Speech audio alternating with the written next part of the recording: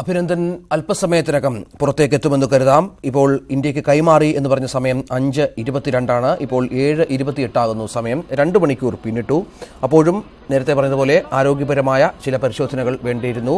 അതിനുശേഷം ചില പേപ്പർ വർക്കുകൾ അത് പൂർത്തിയാകാനുണ്ട്. അതിനുള്ള താമസമാണ് എന്ന് വേണം നമുക്കിപ്പോൾ പ്രതീക്ഷിക്കാൻ. നമുക്ക് ലഭിക്കുന്ന വിവരമനുസരിച്ച് 8 മണിയെങ്കിലും ആകും അഭിനന്ദൻ പുറത്തേക്കെത്താൻ. ഒപ്പം മറ്റ് ഉദ്യോഗസ്ഥരും എന്ന വിവരം അറിയുന്നു. ഇവിടെ വെച്ച് മാധ്യമങ്ങളെ കാണുമോ അതോ അമൃത്സറിലോ ഡൽഹിയിലോ ആയിരിക്കുമോ അത്തരം കാര്യങ്ങൾ സജ്ജീകരിക്കുക, അതിനെക്കുറിച്ചും കൃത്യമായ വിവരം ലഭിക്കേണ്ടതുണ്ട്. ഏതായാലും ഇപ്പോൾ 2 മണിക്കൂർ പിന്നിടുകയാണ് നമുക്ക് വാർത്ത ലഭിച്ചിട്ട് അഭിനന്ദനെ ഇന്ത്യക്ക് കൈമാറി എന്ന രീതിയിൽ.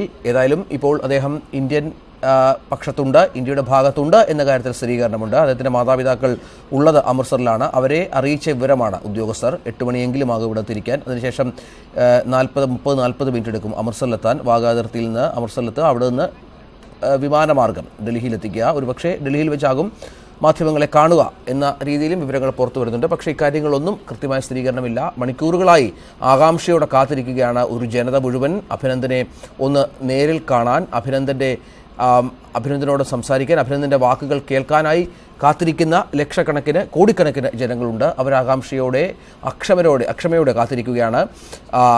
കാത്തിരിക്കുകയാണ് ഇത്തരത്തിൽ അവരെ കാണാനും അഭിനന്ദിക്കാനും ഒക്കെ. ഇന്ത്യയുടെ അഭിമാന വാനോളം ഉയർത്തിയ ഒരു വൈമാനികൻ, ഇന്ത്യയുടെ വീരപുത്രൻ എന്ന് വിശേഷിപ്പിക്കപ്പെടുന്ന wing commander Abhinandan Varthaman Indian മണ്ണിൽ തിരികെ എത്തി എന്ന ഏറ്റവും പ്രധാനപ്പെട്ട വിവരം, ഏറ്റവും ആശ്വാസകരമായ വാർത്ത പുറത്തു വരുമ്പോഴും അതിർത്തിയിൽ അശാന്തി പടരുകയാണ്. പാകിസ്ഥാൻ്റെ ഭാഗത്തു നിന്ന് സ്ഥിരമായി പ്രകോപനങ്ങൾ ഉണ്ടാകുന്ന സാഹചര്യമുണ്ട്. ഒപ്പം ഭീകരരുമായുള്ള ഏറ്റുമുട്ടലിൽ 5 സൈനികർ കൊല്ലപ്പെട്ടു എന്ന വാർത്തയും പുറത്തു വരുന്നുണ്ട്. ഇപ്പോൾ ദൃശ്യങ്ങളിൽ ചില ഉദ്യോഗസ്ഥരെ കാണാം, അവർ പുറത്തേക്ക് വരുന്ന ദൃശ്യങ്ങൾ കാണാം. ആ കാണുന്ന വാഹന വ്യൂഹത്തിലാണ് നമ്മൾ 5:20 ഈ അഭിനന്ദൻ വർദ്ധമാനെ കൈമാറി എന്ന് പറയുന്നത്. ആ സമയത്താണ് അദ്ദേഹത്തെ പാകിസ്ഥാൻ സൈഡിലുള്ള വാഗ അതിർത്തിയിലേക്ക് എത്തിച്ചത്. പക്ഷേ ചില വാർത്തകൾ നമുക്ക് ലഭിക്കുന്നത് അത് അപ്പോൾ കൈമാറിയിരുന്നില്ല, പിന്നെയും അല്പം കൂടെ വൈകിട്ടാണ് കൈമാറിയത്. അതായത് 6 മണിക്ക് ശേഷമുള്ള ആണ് കൈമാറ്റം നടന്നിരിക്കുന്നത് എന്നുള്ള അത് ആണ് നമുക്ക് ലഭിക്കുന്നത്. ഒരു പക്ഷേ അവിടുത്തെ ഈ രേഖകൾ കൈമാറി ആ നടപടിക്രമങ്ങൾ പൂർത്തിയാക്കി. അതോടൊപ്പം തന്നെ റെഡ് ക്രോസിൻ്റെ പരിശോധനകളുണ്ട്. ആ പരിശോധനകളെല്ലാം പൂർത്തിയാക്കി 6 മണിക്ക് ശേഷം 6:20 6:40 ഇന്ത്യക്ക് കൈമാറിയത് എന്നുള്ള ഒരു വാർത്തയാണുള്ളത്. ഈ വാർത്തകളെല്ലാം തന്നെ സ്ഥിരീകരിക്കണമെങ്കിൽ സൈന്യത്തിൻ്റെ ഭാഗത്തു നിന്നും ഈ മിനിറ്റ് ടു മിനിറ്റ് ഷെഡ്യൂൾ എന്തായിരുന്നു എന്നുള്ള സാധനങ്ങളിൽ വ്യക്തത വരുത്തേണ്ടതുണ്ട്. പക്ഷേ ഇപ്പോൾ ഇത്രയും വൈകുന്ന സാഹചര്യത്തിൽ ഈ പുതിയ ആ സമയക്രമം ഒരു പക്ഷേ അത് ശരിയാക്കാനുള്ള സാധ്യത തന്നെയാണ്. അതിനുശേഷം ആണ് അത് കൈമാറുകയും അദ്ദേഹം ഇപ്പോൾ നമ്മുടെ വിംഗ് കമാൻഡർമാർക്കൊപ്പമുണ്ട്, നമ്മുടെ എയർ വൈസ് മാർഷൽമാർക്കൊപ്പമുണ്ട്.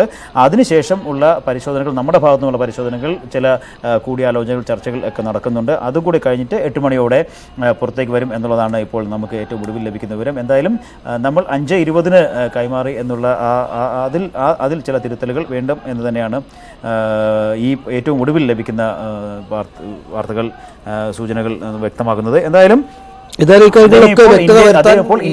മാധ്യമങ്ങളെ കാണുക, സൈനികർ മാധ്യമങ്ങളെ കണ്ട് കാര്യങ്ങൾ വിശദീകരിക്കും. പക്ഷേ ഇന്നിപ്പോൾ അതിനുള്ള സാഹചര്യം ഇന്ന് മാധ്യമങ്ങളെ കണ്ട് ഈ കാര്യങ്ങൾ വിശദീകരണം നൽകാനുള്ള സാധ്യതകൾ വളരെ കുറവാണ്. സമയം വൈകുന്നു, അവിടെ മഴയുണ്ട്. അതിനോടൊപ്പം തന്നെ മറ്റു ചില മറ്റു ചില പ്രശ്നങ്ങളും പ്രതിസന്ധികളും ഇന്ന് ഇവിടെ ഒരു മാധ്യമങ്ങളെ കണ്ട് സംസാരിക്കുന്നതിന് തടസ്സമാകാനുള്ള സാധ്യതകളുണ്ട്. അത് പ്രത്യേകിച്ച് ഹന്ദ്വാരയിലുണ്ടായ ഈ വെടിവെപ്പും അവിടെ വീണ്ടും നമ്മുടെ സൈനികർ വീരവൃത്തി വരിച്ചു എന്നുള്ള ആ നടപടിക്രമം അത്തരം നടപടികൾ ഉണ്ടായതുകൊണ്ട് തന്നെയാണ് ഒരു പക്ഷേ ഇതൊരു ഇനിയിപ്പോൾ ഒരു ആഘോഷമാക്കേണ്ടതില്ല എന്നൊരു ആലോചന കൂടി ഒരു പക്ഷേ ഉണ്ടാകാൻ സാധ്യതയുണ്ട്. അങ്ങനെയെങ്കിൽ ഇന്നിപ്പോൾ മാധ്യമങ്ങൾ ജസ്റ്റ് ഒന്ന് ഇവിടുന്ന് പോകുമ്പോൾ കാണുന്ന ഒരു ദൃശ്യം മാത്രമാകും നമുക്ക് ലഭിക്കുക. അതിനപ്പുറത്തേക്കുള്ള ഒരു വാർത്താ സമ്മേളനം പോലത്തെ നടപടി എന്തായാലും ഇനിയിപ്പോൾ ഉണ്ടാകാനുള്ള സാധ്യത കുറവാണ്. എന്തായാലും 8 മണി ആണ് ഇപ്പോൾ നമ്മൾക്ക് ലഭിക്കുന്ന സമയം. 8 മണിക്ക് അദ്ദേഹത്തെ കൊണ്ട് അവിടെ നിന്ന് പുറപ്പെടും. അതുവരെയുള്ള ചില പരിശോധനകളും മറ്റും നടക്കുകയാണ്. അതിനുശേഷം ഇവിടുന്ന് പുറപ്പെട്ടു കഴിഞ്ഞാൽ ഏതാണ്ട് 8:30 8:40 അമൃത്സറിലെത്തും. അവിടെ നിന്ന് അദ്ദേഹത്തെ നേരെ ഡൽഹിയിലേക്ക് വിമാനമാർഗം കൊണ്ടുവരികയും ചെയ്യും. പ്രത്യേക വിമാന സജ്ജീകരണങ്ങളെല്ലാം ഒരുക്കിയിട്ടുമുണ്ട്, അത് ഉണ്ടാകും. എന്തായാലും ഇതിനൊപ്പം തന്നെ നമ്മൾ കാണേണ്ട ഒരു കാര്യം, രാജ്യത്തിൻ്റെ ജമ്മുകാശ്മീരിൻ്റെ പല പ്രദേശങ്ങളിലും അതിലേക്ക് വരാം. ശ്രീ ഇപ്പോൾ K V Madhusudanan CRPF retired IG ആണ്. അദ്ദേഹം ഇക്കാര്യത്തിൽ അദ്ദേഹത്തിന് കുറച്ചുകൂടി കാര്യങ്ങൾ അദ്ദേഹത്തിന് വ്യക്തമായി അറിയാം. ശ്രീ മധുസൂദനൻ, ഇപ്പോൾ ഏതാണ്ട് 2 മണിക്കൂർ പിന്നിടുന്നു. നമുക്ക് ലഭിച്ച അറിവനുസരിച്ച് 5:20, അത് 6 മണി ആയി കാണും, 6 മണി ആയി എന്ന രീതിയിലും വാർത്തകൾ പുറത്തു വരുന്നുണ്ട്. എന്താണ് ഈ ഇത്രയധികം താമസമുണ്ടാകാനുള്ള കാര്യങ്ങൾ? അതിലേക്ക് എങ്ങനെ കടന്നിരിക്കാം? അതിനുള്ള താങ്കൾ അനുമാനിക്കുന്നത് എന്തൊക്കെയാണ്?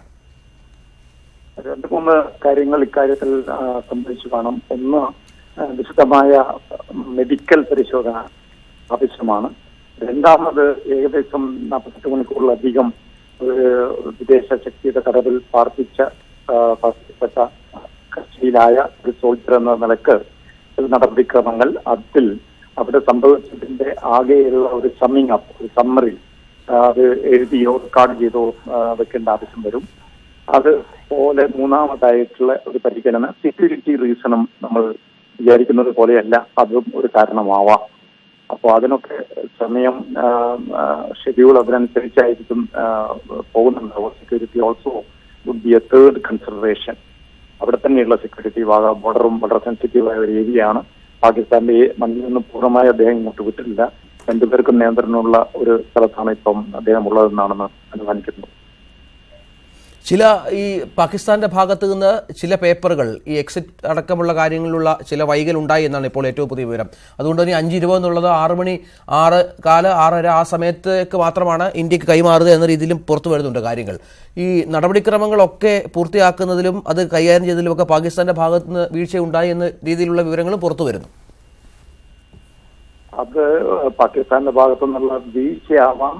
വീഴ്ചയിലുപരി അവരും എല്ലാവിധ പ്രിക്കോഷൻസും എടുക്കുന്നുണ്ടാവും. ഭാവിയിൽ വരാനിടയുള്ള എലിഗേഷൻസോ അല്ലെങ്കിൽ അങ്ങനെയുള്ള എല്ലാ പ്രിക്കോഷൻസും പാകിസ്ഥാനും എടുക്കുന്നുണ്ടാവും. അത് ഉറപ്പുവരുത്തിയതിനു ശേഷം അവർക്ക് ഒരു ഡാമേജും അന്തർദേശീയ തലത്തിൽ ഉണ്ടാവാതിരിക്കാനുള്ള ശ്രമം, അതിനുള്ള രേഖകളും അതിനുള്ള തെളിവുകളും ഒക്കെ അവരും എടുക്കാൻ സാധ്യതയുണ്ട്. അപ്പോ അത് വീഴ്ചയിലുപരി ഒരു precaution, abundant precaution from Pakistan side ആവാനും സാധ്യതയുണ്ട്. ഒപ്പം ശ്രീ മധുസൂദനൻ, നമുക്ക് ഈ കേൾക്കുന്ന വാർത്തകൾ അത്ര ശുഭകരമല്ല. ഈ വൈമാനികനെ നമുക്ക് തിരിച്ചു കിട്ടിയെങ്കിലും അതിർത്തിയിൽ ഉടനീളം സംഘർഷം നടന്നുകൊണ്ടിരിക്കുകയാണ്. നമ്മുടെ 5 ജവാന്മാർ കൊല്ലപ്പെട്ടു എന്ന വാർത്ത ഏറ്റവും പുതുതായി പുറത്തു വരികയും ചെയ്തു. ഹന്ദ്വാരയിലാണ് ഈ സംഭവം ഉണ്ടായത്, കശ്മീരിൽ. ഒപ്പം പാകിസ്ഥാന്റെ ഭാഗത്തു നിന്ന് പ്രകോപനപരമായ ഷെല്ലിങ്ങും നടക്കുന്ന സാഹചര്യമുണ്ട്.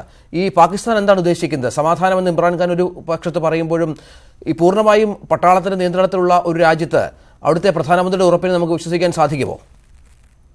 ഇവിടെ നമ്മൾ മനസ്സിലാക്കേണ്ടത് എന്താണെന്ന് വെച്ചാൽ, അതിർത്തിയിൽ ഉണ്ടാകുന്ന ഷെല്ലിംഗ്, അതിൽ നമുക്ക് ഡാമേജോ കാഷ്വാലിറ്റിയോ ഇതുവരെയും ഉണ്ടായിട്ടില്ല എന്നുള്ളതാണ്. മറ്റ് 5 മരണം സ്ഥിരീകരിക്കപ്പെട്ടത് ആന്റി ടെററിസ്റ്റ് ഓപ്പറേഷനിലാണ്. അത് ബോർഡറിംഗ് ഡിസ്ട്രിക്റ്റിലാണ്, പക്ഷെ ബോർഡറിലല്ല. അവിടെ നേരിട്ടുകൊണ്ടിരിക്കുന്നത് സാധാരണയായിട്ടുള്ള ആന്റി ടെററിസ്റ്റ് ഓപ്പറേഷൻ. അത് ബോർഡറിലെ സംഭവവികാസങ്ങളുമായി വലിയ നേരിട്ടുള്ള ബന്ധമില്ല. ഈ അവസരം ടെററിസ്റ്റുകൾ അവിടെ നമ്മുടെ സ്വന്തം മണ്ണിൽ ഹൈഡ് ഔട്ടിൽ ഒളിച്ചിരിക്കുന്ന, അല്ലെങ്കിൽ അവരുടെ സെന്റർ പോയി അവരെ റെയ്ഡ് ചെയ്യുമ്പോൾ ഉണ്ടാകുന്ന അവരുടെ കൗണ്ടർ അറ്റാക്കിൽ ഉള്ള മരണമാണ്. അതും ബോർഡർ സ്കിർമിഷുമായിട്ട് ബന്ധപ്പെടുത്തുമ്പോൾ ശരിയായിരിക്കില്ല. അതിന് ഇത്തരം കൗണ്ടർ ഒഫൻസീവ് ടെററിസ്റ്റുകളുടെ സൈഡ് ഉണ്ടാകുന്നത് ഒരു day to day basis Pakistan ഗവൺമെന്റിന്റെ, പാകിസ്ഥാൻ പട്ടാളത്തിന്റെ കൽപ്പനക്കനുസരിച്ചല്ല, ആ ഡിസൈൻ അനുസരിച്ചല്ല. അത് കാരണം പൊതുവെയുള്ള അവരുടെ ഒരു ചാബയർ മെന്റാലിറ്റി ആൻഡ് പിടിക്കപ്പെടും അല്ലെങ്കിൽ കൊല്ലപ്പെടുമെന്ന് കാണുമ്പോൾ ഉള്ള ആ ഒരു ആത്മഹത്യാപരമായ തിരിച്ചടി അതിൽ സംഭവിച്ചതാണ്. ആന്റി ടെററിസ്റ്റ് ഓപ്പറേഷനാണ്. അത് ബോർഡറിലുള്ള സ്കിർമിഷുമായിട്ട് ബന്ധമില്ല എന്നാണ് മനസ്സിലാക്കുന്നത്. കാശ്മീർ വാലിയിൽ തന്നെയുള്ള ടെററിസ്റ്റുകളുമായിട്ടുള്ള ഏറ്റുമുട്ടലിലാണ് ഈ 5 പേർ, 5 സെക്യൂരിറ്റി ഭടന്മാർ ജീവത്യാഗം കഴിച്ചത്. നന്ദി ശ്രീ KB മധുസൂദനൻ ഈ ഘട്ടത്തിൽ പ്രതികരിച്ചതിനും താങ്കളുടെ ഈ വിഷയത്തിലെ അറിവ് പങ്കുവച്ചതിനും. ഏതായാലും ഇപ്പോഴും അഭിനന്ദൻ വർത്തമാൻ ഇന്ത്യയിലെത്തി എന്ന ആശ്വാസകരമായ വാർത്ത പുറത്തു വരുന്നു. ആ വാർത്തയുമായി ബന്ധപ്പെട്ട സ്ഥിരീകരണം ഉണ്ടായിരിക്കുന്നു. ഈ സമയവുമായി ബന്ധപ്പെട്ട് ഇപ്പോഴും ചില ആശയക്കുഴപ്പങ്ങളുണ്ട്. 5:20 എന്നത് മാറി 6:40, ഏതാണ്ട് ആ സമയത്ത് സമയത്ത് മാത്രമാണ് അഭിനന്ദനെ ഇന്ത്യക്ക് കൈമാറിയത്.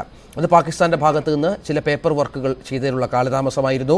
അവർ വീണ്ടും ഇന്ത്യയിൽ നിന്ന് തിരിച്ച് അവരുടെ സൈനിക ബേസിലേക്ക് കൊണ്ടുപോയി ആ വർക്കുകൾ പൂർത്തിയാക്കിയ ശേഷം, ആ പ്രവർത്തികൾ പൂർത്തിയാക്കിയ ശേഷമാണ് തിരികെ വീണ്ടും ഇന്ത്യയിലേക്ക് എത്തിച്ചത്. മെഡിക്കൽ പരിശോധന അടക്കം അവർ നടത്തിയിരുന്നു. ഇന്ത്യയിലെത്തിയ ശേഷവും ഇന്ത്യയിലേക്ക് കൈമാറിയ ശേഷവും മെഡിക്കൽ പരിശോധന ഇവിടെ നടന്നു. അതിന് സംഭവിച്ച കാലതാമസമാണ് എന്ന രീതിയിലാണ് ഇപ്പോൾ ഏറ്റവും പുതിയ വാർത്തകൾ പുറത്തുവരുന്നത്. ഏതായാലും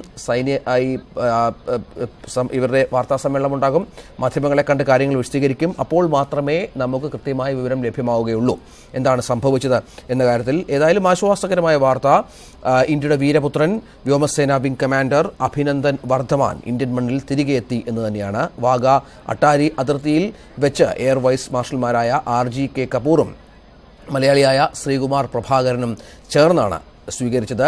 അദ്ദേഹത്തിൻ്റെ മാതാപിതാക്കൾ ഇപ്പോൾ അമൃത്സറിലുണ്ട്. അവരുടെ അടുത്തേക്ക് കൊണ്ടുപോകാനുള്ള ശ്രമങ്ങളാണ്, അതിനുള്ള തയ്യാറെടുപ്പുകൾ, നടപടികളാണ് ഇപ്പോൾ പുരോഗമിക്കുന്നത്. അത് ഏതാണ്ട് 40 മിനിറ്റ് എടുത്ത് വാഗാ അതിർത്തിയിൽ നിന്ന് അമൃത്സറിലേക്ക് കൊണ്ടുപോകും. അവിടെ നിന്ന് വിമാനമാർഗം ഡൽഹിയിലേക്ക്. അത്തരത്തിലാണ് ഇപ്പോൾ നടപടിക്രമങ്ങൾ നിശ്ചയിച്ചിരിക്കുന്നത്. വലിയ സുരക്ഷ, കനത്ത സുരക്ഷ ഒരുക്കിയിട്ടുണ്ട് ഈ യാത്രയിലുടനീളം.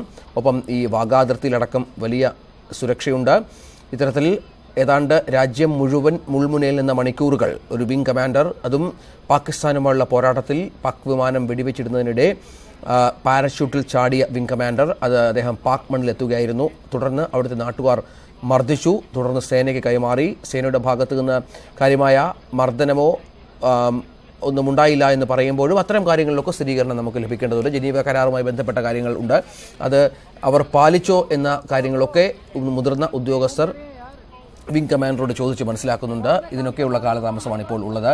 ഏതായാലും അഭിമാനകരമായ നേട്ടം, അഭിമാനകരമായി തന്നെ ഇന്ത്യക്ക് വേണ്ടി പ്രവർത്തിച്ച, രാജ്യസ്നേഹം ഒട്ടും വിടാത്ത രാജ്യത്തിൻ്റെ പുത്രൻ നമ്മുടെ മണ്ണിൽ തിരിച്ചെത്തി എന്ന ഏറ്റവും പുതിയ വിവരം, അത് ആഹ്ലാദവും ഒപ്പം അഭിമാനവും ആശ്വാസവും നൽകുന്ന ഒരു സംഭവമായി മാറും.